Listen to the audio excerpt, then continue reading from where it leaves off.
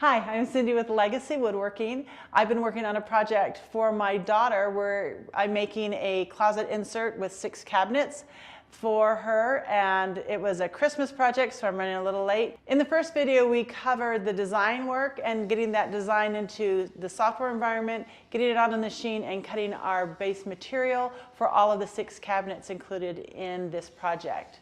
For the second video, we're going to be covering how we assemble those cabinets as well as touching on the detached toe kick. So stay tuned and see how I learned how to do all of this.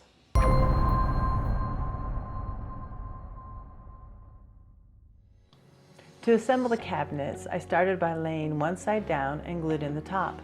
I used mortise and tenon joinery, often called qualified tenons. Next, I glued in the deck. Then I glued in the opposite side. At this point, I screwed it all together. I flipped the cabinet onto its face. This took an extra set of hands. I then squared, glued, and stapled the back into place.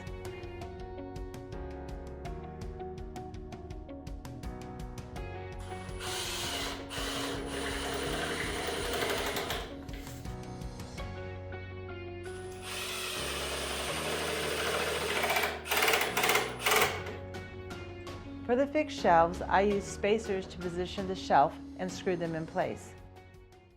We are here on a snowy, cold Saturday morning cutting the toe kick. This toe kick is unique because it is a detached toe kick made out of plywood, which is not the same material as the cabinets. We learned this trick from Michael Samar's of West Oak Studios, and we'll be showing you how slick this makes insulation in the following videos. But let's see how we can cut this out on the machine, because for me it was too hard to wrestle a 4x8 piece of plywood in a table saw, which I don't feel comfortable with. So we used a machine to cut all parts and drill holes. So let's go. All parts of the toe kick were made with 3/4 inch plywood.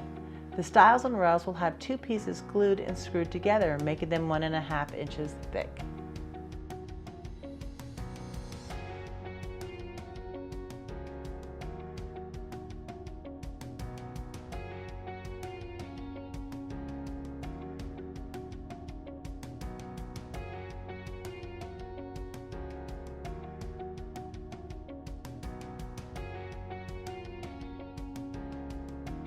Here you can see we programmed the toe kick parts to be cut to size, then drill all of the pilot holes. It was so much easier than cutting the parts on a table saw and then having to drill all the holes by hand. Okay, so we're using the vacuum table to hold down the part, but we also opted to put in tabs because some of the parts are a little bit smaller. So at the end of the program, we just have to take a chisel and break out these tabs and pull out the part. There we go. To remove the end tabs, my husband recommended we use a laminate trimmer, which is a first time for me. So if I'm not perfect, be nice.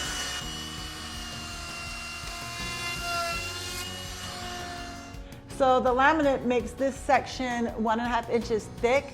This allows us to have a better base for attaching the cabinets. You also see that we have adjustable hardware that we've installed. This is the back of the toe kick. This is attached to the wall. This allows you to adjust the front edge to a laser so your toe kick becomes perfectly level.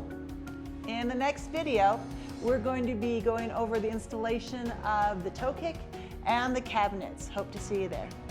Check out Legacy's product line and see how to use Legacy CNC to conquer woodworking's most difficult and profitable disciplines by visiting our website at lwmcnc.com. If you have additional questions, call Legacy at 801-491-0010.